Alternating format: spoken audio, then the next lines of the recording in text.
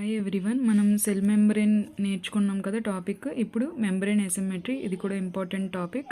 Membrane asymmetry అంటే cell membrane outer side and inner side composition సేమ్గా ఉండదు. ఈ అన్ఈక్వల్ అరేంజ్మెంట్ని మెంబ్రేన్ అసిమెట్రీ అంటారు. సో మెంబ్రేన్ బైలేయర్ కదా, ఇక్కడ మనం outer leaflet and inner leaflet చూడొచ్చు. అవుటర్ లీఫ్లెట్లో ఫాస్ఫటిడైల్ కొలైన్, స్వింగోమైలిన్, గ్లైకోప్రోటీన్స్, గ్లైకోలిపిడ్స్ ఎక్కువగా ఉంటాయి.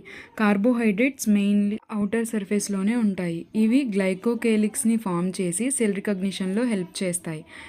ఇన్నర్ లీఫ్లెట్లో ఫాస్ఫటిడైల్ సెరైన్, ఫాస్ఫటిడైల్ ఎథనాలెమైన్ ఉంటాయి. ఇప్పుడు ఇంపార్టెంట్ ఎగ్జామ్ పాయింట్ చూద్దాం. ఫాస్ఫటిడైల్ సెరైన్ నార్మల్గా ఇన్నర్ లీఫ్లెట్లోనే ఉంటుంది, కానీ అపాప్టాసిస్ అంటే ప్రోగ్రామ్డ్ సెల్ డెత్ టైంలో ఫాస్ఫటిడైల్ సెరైన్ అవుటర్ సర్ఫేస్కి మూవ్ అవుతుంది.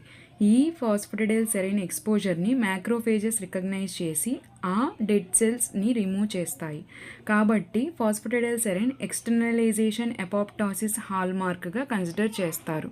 ఈ టాపిక్ ఇంపార్టెంట్ అని చెప్పాను కదా, ఈ టాపిక్ మీద ప్రీవియస్గా 3 క్వశ్చన్స్ అడిగారు. ఆ క్వశ్చన్స్ ఇప్పుడు డిస్కస్ చేద్దాం. ఈ క్వశ్చన్ ఏంటంటే, we have to obtain inside out vesicles from plasma membrane, but అవి రైట్ సైడ్ అవుట్ వెసికిల్తో కంటామినేట్ అయి ఉన్నాయి. లెక్టిన్స్ కార్బోహైడ్రేట్స్కి బైండ్ అవుతాయి. కార్బోహైడ్రేట్స్ మెయిన్లీ అవుటర్ లీఫ్లెట్లో ఉంటాయి, కాబట్టి రైట్ సైడ్ అవుట్ వెసికిల్స్లో కార్బోహైడ్రేట్స్ అవుట్ సైడ్ ఎక్స్పోజ్ అయి ఉంటాయి అండ్ లెక్టిన్ బీట్స్కి బైండ్ అవుతాయి. ఇన్సైడ్ అవుట్ వెసికిల్స్ బైండ్ అవ్వవు. Therefore correct answer is option B.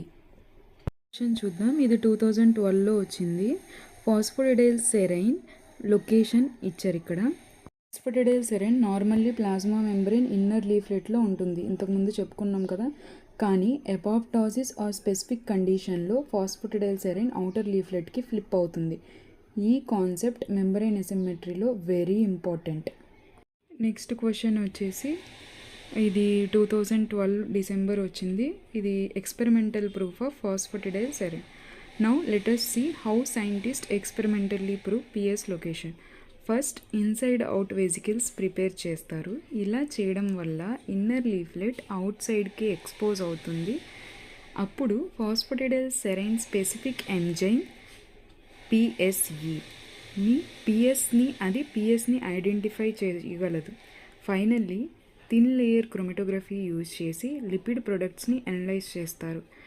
Therefore correct answer is RBCs to inside out vesicles to phosphatidyl serine specific enzyme, then thin layer chromatography.